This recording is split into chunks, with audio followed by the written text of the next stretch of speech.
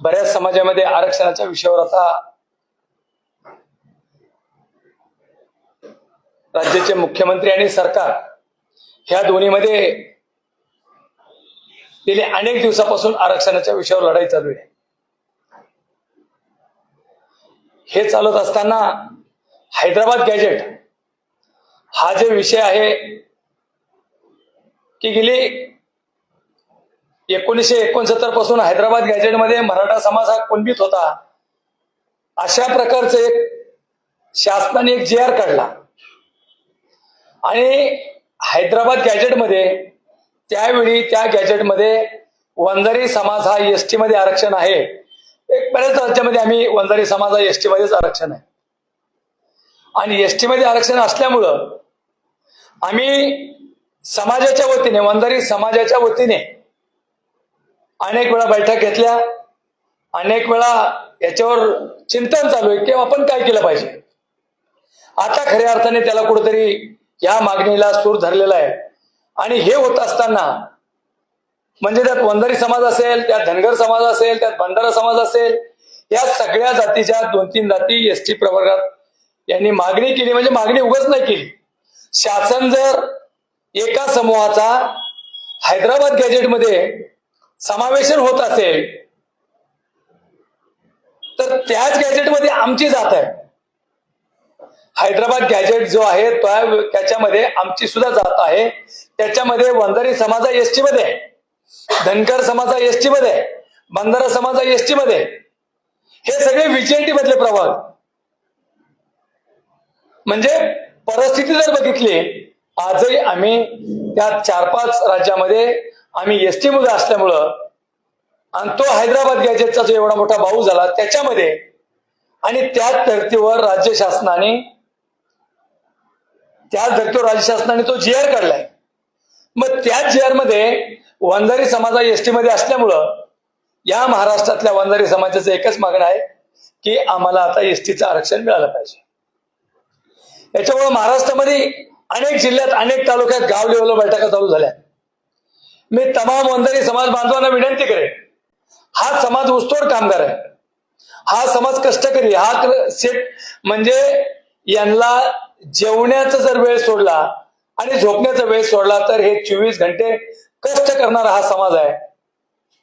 वाड्या वस्त्यावर राहणारा समाज आहे आणि या समाजाची आम्ही STत होतो. पहिलं STतून कसा गेलो, परंतु आजही ज्या राज्यामध्ये आम्ही ज्या पद्धतीने या शासनाने हैदराबाद गॅजेटचा जे विषय घेऊन त्याच्यामध्ये एक समूहाला आरक्षणाची सुरुवात केली, त्याच गॅजेटमध्ये वंजारी समाज आहे, धनगर समाज आहे, ST समाज आहे, म्हणजे बंजारा समाज आहे, हे तिन्ही समाज त्या गॅजेटमध्ये आहेत.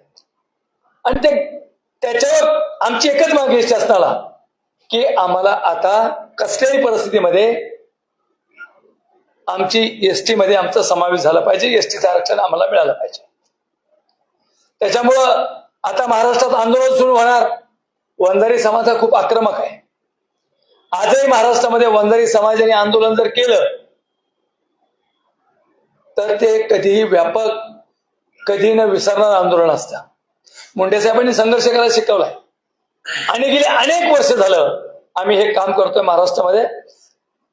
वंजारी समाज हा आम्हाला जोडला गेलाय आणि ह्या समाजाचे अनेक मेसेज, अनेक फोन आले की भाऊ आपण सुद्धा आता ST मध्ये आरक्षण मागितलं पाहिजे.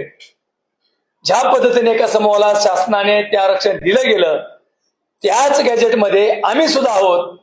एकाला वेगळं आणि एकाला वेगळं असं शासनाने करू नये ही आमची मागणी असल्यामुळं आम्ही राज्य शासनाला विनंती करतोय, कुठल्याही परिस्थितीमध्ये आम्हाला ST प्रवर्गाचं आरक्षण मिळालं पाहिजे ही आमची मागणी आहे.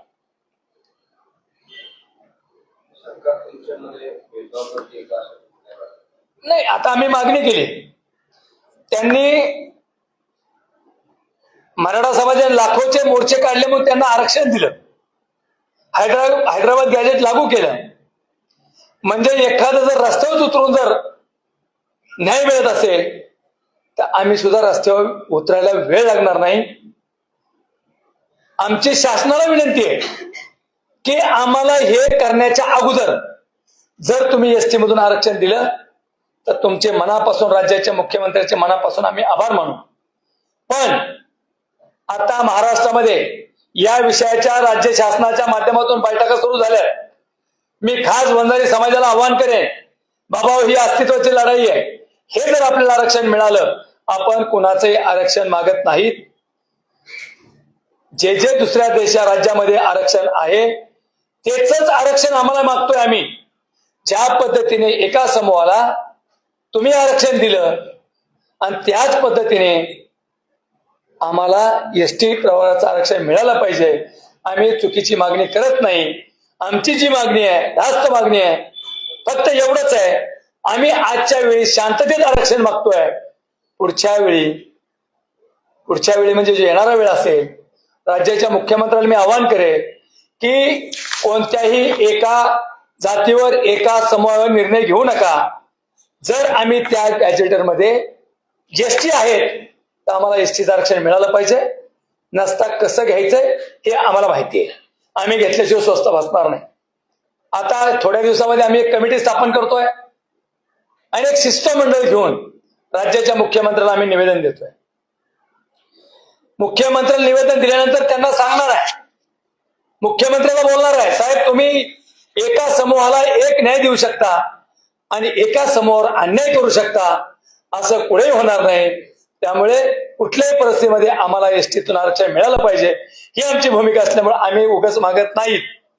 ज्या पद्धतीने तुम्ही दिलंय, ज्या पद्धतीने तुम्ही त्याचा GR काढला गेला, हैदराबाद गॅजेटरमध्ये जो ज्या पद्धतीने GR काढला, त्या GR मध्ये ते त्यांचं वक्तव्य असेल, पण त्या GR मध्ये आम्ही एसटी मध्ये आहोत हे सुद्धा राज्याच्या मुख्यमंत्र्यांनी, सरकारने याच्याकडे लक्ष दिलं पाहिजे.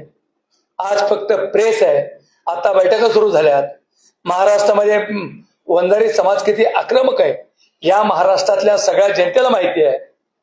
एकदा जर पेटलं तर कधीच विजत नाही. मी राज्याच्या मुख्यमंत्र्याला विनंती करेन, पेटायला लावू नका, पेटायला लावू नका. ही ज्या वेळी तुम्ही अशा प्रकारचे GR काढलेत तो GR आमच्या एसटी प्रवाराचा काढावा, एवढीच आमची विनंती आहे तुम्हाला. तुम्ही जो आता दावा केलाय की तुमच्या वंजारी समाजाबद्दल सोशल मीडियावरती खोटे दिशाभूल करणारे जे वक्तव्य ते प्रसारित केले जाते, तर ते कोण आहेत? म्हणजे विशिष्ट समाज आहे, व्यक्ती आहे, कोण आहे? नाही, एक सांगतो, वंजारी समाज हा एक संयमी समाज आहे. ते कोणाच्याही भानगडीत जात नाही, कोणाच्याही भानगडीत जात नाही. कोण काय करतंय त्याकडे लक्ष देत नाही. पण ज्यावेळी समाजावर येतं ना, समाजाचा विषय घेऊन जर कोणी आलं, समाजाच्या विरोधात कोणी बोललं तर आम्ही सोडत नाही. ही आमची भूमिका आहे. आम्ही विनाकारण कुणाच्या नादी लागतच नाही. परंतु नादी न लागता जर आमच्यावर कोणी अन्याय करत असेल त्याला आम्ही सोडत नाही. भडकाऊ भाषणाचा अर्थ असा आहे, या महाराष्ट्रामध्ये जे जातीमध्ये ते निर्माण करण्याचं काम चालू केलंय, जे कोणी आंदोलन करते असतील त्यांनी भाषा नीट वापरली पाहिजे, ही आमची भूमिका आहे. हे तरुण पोरं सोशल मीडिया चालवण्यासाठी त्यांचे डोके भडकवण्याचं काम जर कोणी करत असेल तर राज्य शासनाने त्यांच्यावर कारवाई केली पाहिजे, त्यांच्यावर गुन्हे दाखल सुद्धा केले पाहिजे. आमची मागणी आहे. हक्काने संविधानाने लढाई लढा, परंतु दादागिरीने जर लढत असला तर वंजारी समाज सुद्धा त्याच पद्धतीने दादागिरी लढेल आणि त्याच पद्धतीने आम्ही आरक्षण घेऊ, याच्यात कुठल्याही प्रकारचा डाऊट नाही. आता याच्यात आपल्या ज्या सगळ्या मागण्या आहेत त्याच्यामध्ये 1969 ला जो महाराष्ट्र गॅजेट आहे त्याच्यामध्ये वंजारी समाज एसटी मध्ये होता. त्यामुळे आमची प्रमुख मागणी तर एसटी मध्येच आहे. आणि जे सध्या सरकार आहेत, आपले मुख्यमंत्री आहेत, त्यांच्याकडे मागणी हीच करणार आम्ही की जोपर्यंत समाज शांत आहे तोपर्यंत शांततेमध्ये आपण ह्याच्या काय, आता तुम्ही प्रश्न जो मांडला की भडकावरती, आता तुम्ही बीड जिल्ह्यामधली परिस्थिती पाहिली असेल. बीड जिल्ह्यामध्ये 2, 3, 4 जे काही समाज आहेत त्यांच्यामध्ये एवढा द्वेष आहे. तर तो द्वेष कशामुळे आहे की काही लोकांची वक्तव्य येतात, भडकाऊ वक्तव्य येतात. कोणी मुख्यमंत्र्यांना बोलतो, कोणी आमदारांना बोलतो, कोणी खासदारांना. एकच समाज टार्गेट केला जातो. तर आमची त्यांना एक मागणी आहे की अशा प्रकारचे वक्तव्य करू नये, जेणेकरून 2 समाजात तेढ निर्माण होईल. त्या समाजातले युवा पोरं एकमेकांना हे करतात. आता गावात तुम्ही जर बीड जिल्ह्यामध्ये गेले तर गावागावात अशी परिस्थिती आहे की मराठा वंजारी समाज जे आहेत यांचे एकमेकाचे असे खूप वादविवाद झालेले आहेत. हे कशामुळे झालेले आहेत की हे जे भडकाऊवरती करतात त्याच्यामुळं. तर हे कुठंतरी एक थांबलं पाहिजे. आपली जी लढाई आहे ती प्रत्येक समाजाने त्याच्या आरक्षणासाठी करतोय, ती त्यांनी न्यायालयीन हक्काने लढावी, त्याच्या जे काही त्याचे राईट्स आहेत त्याने लढावे. तर एवढीच मागणी की असे जे वक्तव्य करतात ते वक्तव्य कुठेतरी थांबले पाहिजेत. आमची पण लढाई आहे, आम्ही पण आमच्या हक्काची लढाई लढणार. आम्ही ती न्यायालयीन वृत्तीने अगोदर लढणार. जर तरीही सरकारला हे समजून आलं नाही तर मग आम्ही आमच्या आंदोलनाची सगळं मीटिंग चालू आहे, त्या सगळ्या गोष्टी चालू आहे. साहेबांनी सांगितलं त्या प्रकारे आमची पुढची रणनीती आहे. नाही, सगळ्यात महत्वाची गोष्ट एक परवा जे धनंजय मुंडे साहेबांनी जे वक्तव्य केलं होतं की बंजारा आणि वंजारी समाज हे समाज एक आहेत, परंतु वंजारी समाज आणि बंजारा समाज हे वेगळे आहेत. परंतु व्हीजेएनटी मध्ये ज्यावेळी आरक्षण, आता परवाचं एक वक्तव्य झालं की जरांगे पाटलांनी असं वक्तव्य केलं की यांचं खाल्लं. मी बंजारा समाजाला आवाहन करेल की तुम्हाला पहिलं व्हीजेएनटीचं आरक्षण होतं, तुम्हाला 3% होतं. एनटी वंजारी समाज म्हणून पुन्हा त्याच्यात आला, वंजारी समाजाला एनटी मध्ये घेतलं, पण तुमचं 3%हून बंजारा समाजाचं 4% आरक्षण झालं आणि 2% आरक्षण सेपरेट आम्हाला मिळालं, सेपरेट वंजारी समाजाला. त्यामुळं बंजारा समाजाला मी आवाहन करतोय, भावानं तुमचं आरक्षण कुणी घेतलेलं नाही, पण ज्या पद्धतीने परवा दिवशी जरांगे पाटलांनी सांगितलं यांचं यांनी खाल्लं. मी बंजारा समाज असेल, वंजारी समाज असेल, धनगर समाज असेल, मी तर तुम्हाला एक सांगेल, जर खरा एसटीचा न्याय मिळायचा असेल तर आपण तिघांनी सुद्धा महाराष्ट्रामध्ये ताकदीने लढलं पाहिजे आणि हा GR आपण एसटीचा आपण करून घेतला पाहिजे, ही माझी भूमिका आहे. परवा मुंडे साहेबांचं वक्तव्य झालं, त्या वक्तव्यावर एक भावनिक वक्तव्य झालं, त्याचा खूप वोपो झाला, काही लोकांनी ट्रोल करण्याचं काम केलं, परंतु असं ते वक्तव्य नव्हतं. वाड्या वस्त्यावर आम्ही आजही वंजारा आणि बंजारा समाज एकत्र राहतो. आम्ही वाड्या वस्त्यावर राहतो, तेही वाड्यावर असतात.